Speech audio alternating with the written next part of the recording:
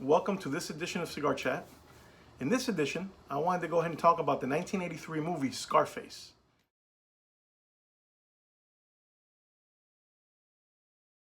I love the movie. I think Al Pacino's a great actor. I think he portrayed a Cuban pretty good, to be honest with you. I always have folks coming into the shop asking me what I think of the movie, how authentic was it. Well, I guess you could say it was as authentic as Hollywood likes to portray the whole Cuban exile or Cuban diaspora, if you want to put it that way. That whole thing with Scarface took place in 1980, and it's a story of a Cuban that comes over during the Mariel boat lift.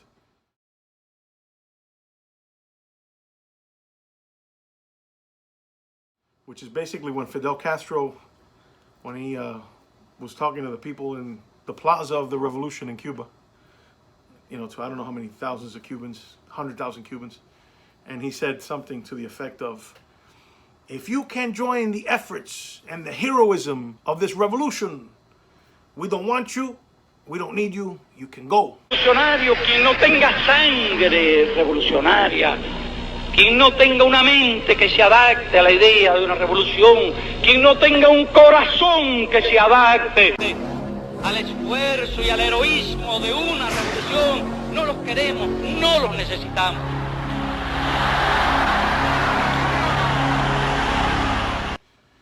Well, to be honest with you, that's exactly what they did. They got on boats. A lot of people from Miami came over, you know, to Cuba, to the Mariel, port of Mariel, and they picked up their relatives, and they came, you know, 90 miles to Key West, and they left. They got the hell out of Cuba.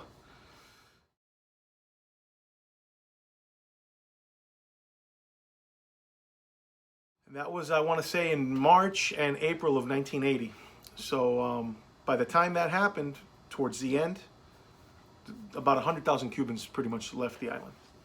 In the beginning, most of the people that left, you know, they were people that the families were sending for, you know, hardworking, decent people. The Castro government also, you know, took advantage of the opportunity and cleaned out some of their jails and got rid of the undesirables, like they like to say. Some people that were in mental institutions, some people that were criminals. They also got rid of them. And some of those people came here, and of course, you know, they caused problems. And one of them is the basis for the character. Gotta light my stogie. Ah, that was good. Smoking a Seraphim barber pole today. One of my very own creations.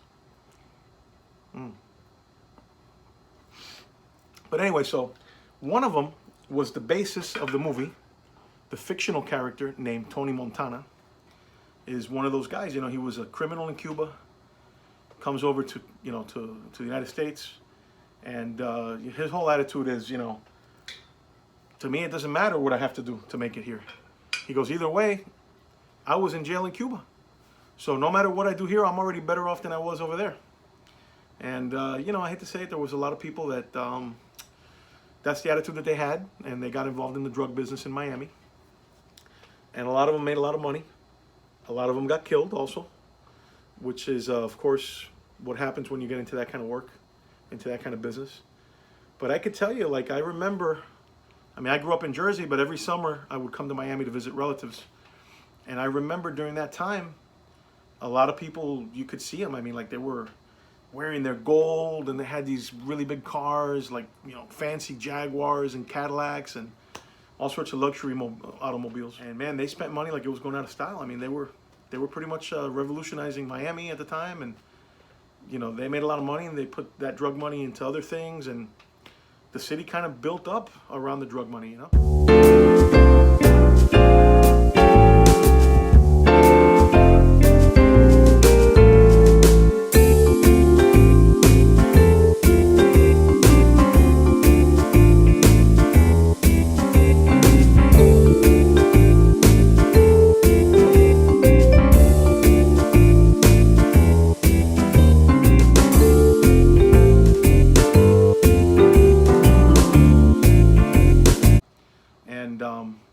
I guess it's unfortunate, but you know, you can't, like they say in Spanish, you can't cover the sun with one finger. You no puedes tapar el sol con un dedo. So it's a reality. It happened. It was the basis of the movie. Tony Montana is that guy, the Cuban criminal, and there's a few people, some that I know personally, that you could say were kind of like the Tony Montana of their time. I'm not going to mention any names. But yeah, I mean, it happened. It was a reality. Miami Vice too was the great show that kind of centered around the whole drug trade of Miami in the 1980s.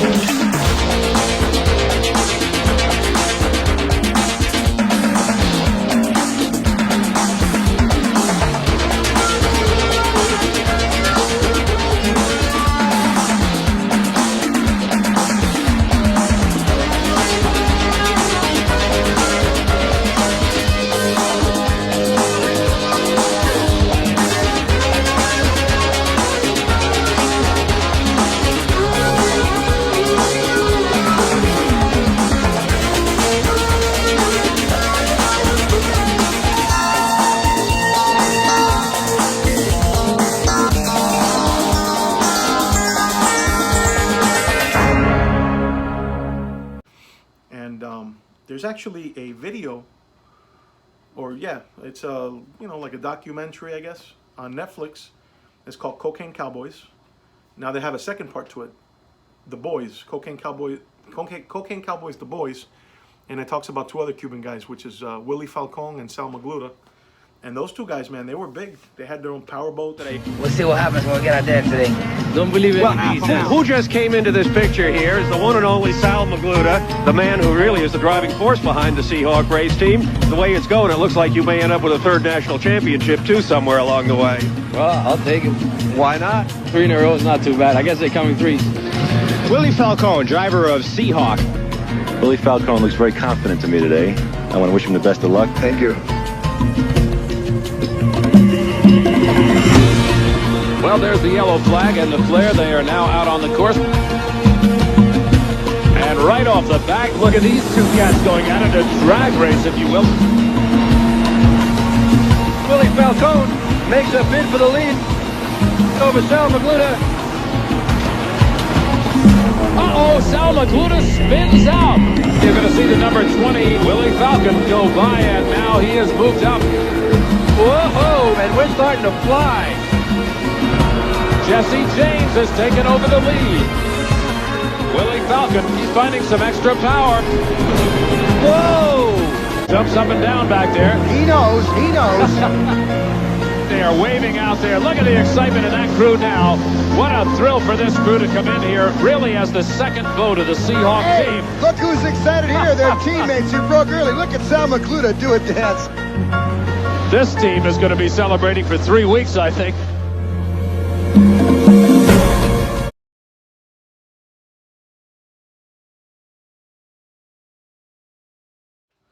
They had a powerboat racing team. They made a lot of money, you know, with the whole drug trade thing.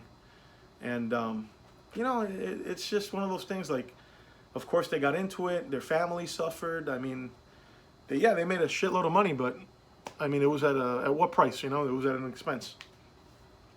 So if you guys get a chance, check that movie out or that documentary, because it's really interesting if that's your thing. I like all the gangster stuff and, of course, the whole Cuban connection thing, you know. I'm always making quotes and references to Scarface. One of the best scenes of the movie which I'm sure you guys remember, is the chainsaw scene. I mean, how can we forget the famous chainsaw scene? When, you know, Tony and Angel, they go into the Sunray Motel in South Beach. Which, by the way, nowadays, if you look at South Beach, compared to then as to what it is now, totally different. Totally different. I mean, back then it was a sleepy, old retirement village, kind of run down. Now, I mean, Ocean Drive, South Beach, it's got so much life. There's so much life there. It's nightlife and restaurants and cafes.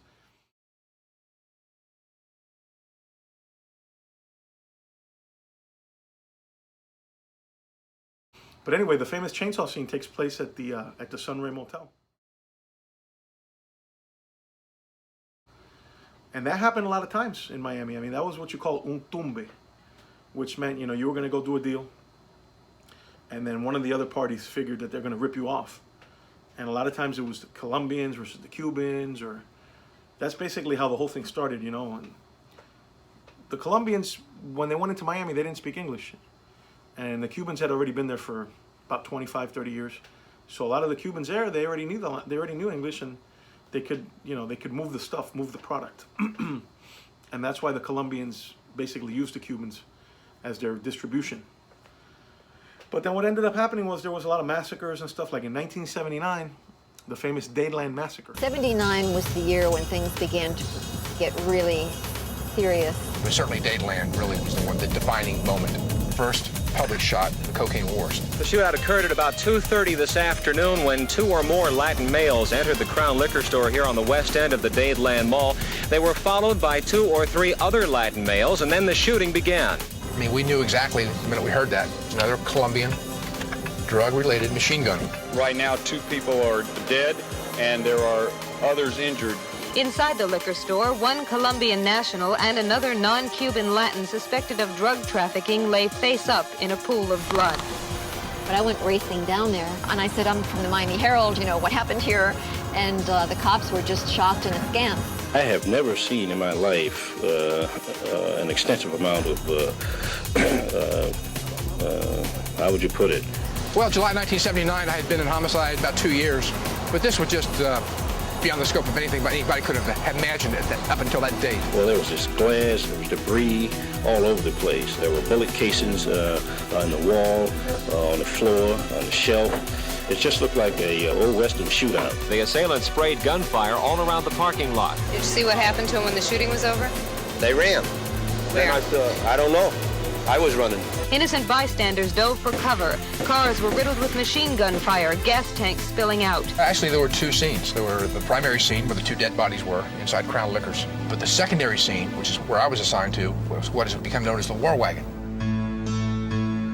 A delivery van was found abandoned in the north side of the mall with the door open and the motor running. It was a 1979 brand new Ford Econoline van converted into an armed personnel carrier. It was just a death machine. It had reinforced steel welded to the sides. Windows could be popped out, used as gun ports. You know, it said Happy Time Party Supply on the side. Inside, we found 14 different weapons. These killers were like the Dixie Cup generation, the throwaway generation.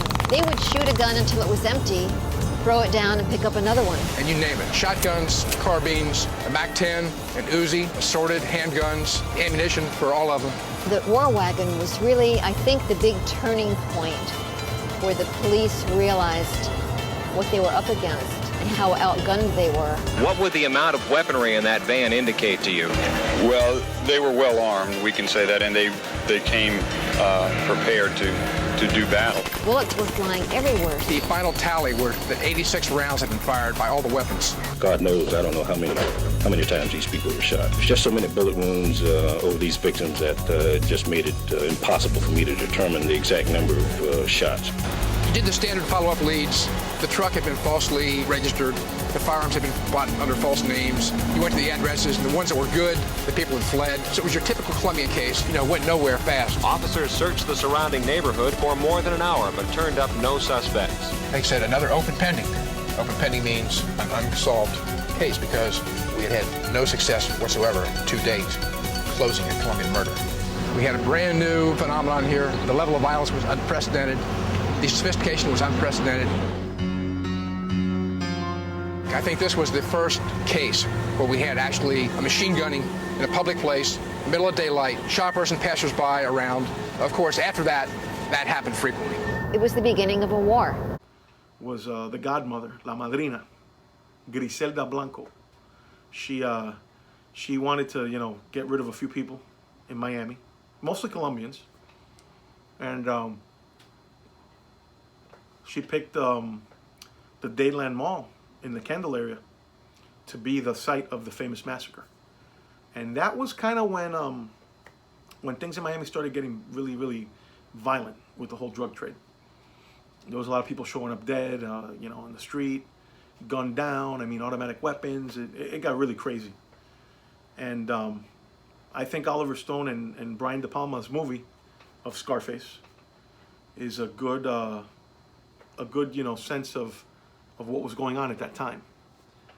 And if you really look at the movie, you'll realize that the movie is a remake of the original classic movie Scarface.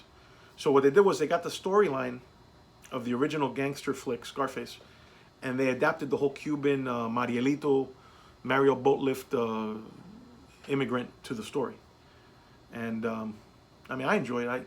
I think it's funny as hell. I love it. You know, they got the accent. The guy's got the accent like, you know, he talked like this. You know what I mean? And my kids always think that's funny when I do that. But in that scene, when Tony walks in, he goes in there and you know, the Hector, which is the Colombian guy, him and Hector doing the deal. And he says to Tony, he says, "Hey, Tony, you got the stuff?" Tony says, "Not right here, right now, man, but it's close by, you know." And then Hector says, "Close by where? In the car?" "No, man, it's not in the car." See, because Tony was worried that he was going to rip him off. And the other guy was worried that they were going to rip him off, Hector. And in the end, Hector decides to take Tony and Angel and stick him in the bathroom. And then the famous chainsaw scene happens. Which, by the way, if you guys really look carefully at the scene, it's very graphic and it's very violent. But honestly, you never really do see Angel's face being cut. You only see a portion of like the beginning when he starts doing it. But then the camera kind of goes away. And it's like a Hollywood trick, right, that they did there. But truthfully, it's still one of the most remembered scenes in Hollywood because of the way that they did it. I mean, it was phenomenal how they did that scene. But anyway, that was a drug deal gone bad. And I've heard many, many times, you know, stories like that from people that were involved in the whole drug trade during that time. And that was something that happened a lot, Lo Tumbe, you know. And anyway, Tony says to Hector, Hector says to Tony, he says, "Where'd you from, Tony?" And then Tony says, "What the fuck difference does it make where I'm from, man? Do you want me to go out and come back in, we start over?" Because he was already getting pissed off, you know. And then, of course, they abduct Angel. Then they take him in the bathroom, and all hell breaks loose. And that's kind of like one of the first scenes in the movie. But I can pretty much quote the whole movie, piece by piece. Let's just say it's been a very entertaining night at my house when we have to watch that movie. We have a hell of a lot of fun. But I mean, there's some great scenes in the movie. The music is phenomenal. If you're into like 1980s disco music, which I think was great, a lot of synthesizers and stuff. It's funny because when that movie first, you know, when it first came out, the initial reaction of the people in Miami, they didn't like it. Like most of the Cubans in Miami did not like the movie. They thought that it portrayed them in a very negative light, which to a certain degree, I understand that. You know, I get it. It does. But I've always taken it for what it is. It's a movie. It's entertaining. I mean, it's just a great gangster flick. There is, you know, a lot of reality to what happened in the movie. Of course, Hollywood blew it up quite a bit, but, you know, I mean, what a colorful gangster. You know, it's just, it's unbelievable. There were a few Cuban actors in the movie. Stephen Bauer, who played Manny, he was a Cuban, or is Cuban. Angel Salazar, who played Ernie, or Chichi. Chichi's Cuban too, the little guy. And, you know, my understanding is when Al Pacino was going to do this movie, he went down to Miami, and he was down there for about a year, you know, getting ready for the role. And what he did was he kind of immersed himself in the culture. And Stephen Bauer was a good friend of his. They became good friends. And he showed him a lot about what was going on in Miami at the time and the way that they dressed and the culture. And I got to tell you, like I mean, the suits that Tony wore in the movie, man, they were spot on. I mean, they were beautiful. They were Versace. Most of them was Versace, and you know, really great clothes. You know, what do they call that? The wardrobe. The wardrobe people that did the movie, they were phenomenal. The way they dressed the guy and the jewelry and the suit, and I mean, he just looked, you know, phenomenal. He really did. And then the guy that kind of takes him in and mentors him in the business is Frank Lopez, who's an Italian actor named Robert Loggia. And years later, Robert Loggia would be in The Sopranos. He was Feech LaManna, if you guys follow The Sopranos. But in Scarface, his name was Frank Lopez, and he was a great actor in his own right. I mean, he passed away a few years ago. But he played Frank Lopez, very cool, very calm, you know, very smooth. But Frank was the classic Miami gangster, Cuban guy, drug dealer, that he didn't want to get too big. He was happy. He had his car dealership. He was moving a little bit of blow on the side. He was happy. He was content where he was. But Tony, he was the new Cuban arrival. I mean, he wanted to make the money. He wanted to get big and fast, you know. He would say to Manny, he'd say, "Do you know what, Manny? I want what's coming to me, man." And Manny would say, "Yeah, Tony, what's that?" He goes, "The world and everything in it, Chico." And then if you look at the mansion in the movie, you see the globe. And actually, I have a globe here. Let me go show you guys. I actually have a lamp that somebody gave me when I first opened the store. See? The world is yours. See that? The world is yours. And this is the lamp is basically the statue that's in Tony's house, right in the center of the living room.